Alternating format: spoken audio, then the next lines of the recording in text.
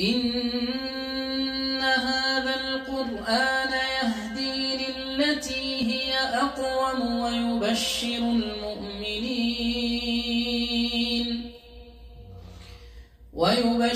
المؤمنين الذين يعملون الصالحات أن لهم أجرا كبيرا وأن الذين لا يؤمنون بالآخرة أعتدنا لهم عذابا أليما ويدعو الإنسان بالشر دعاءه بالخير وكان الإنسان عجولا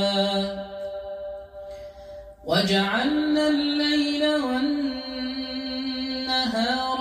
آيتين فمحونا آية الليل وجعلنا آية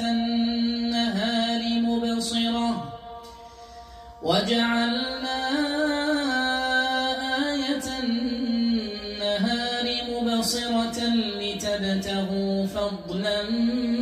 من ربكم ولتعلموا عدد السنين والحساب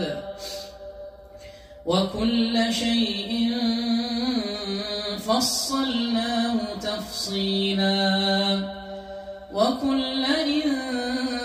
إنسان ألزمناه طائره في عنقه ونخرج له يوم القيامة كتابا يلقاه منشورا اقرأ كتابك كفى بنفسك اليوم عليك حسيبا.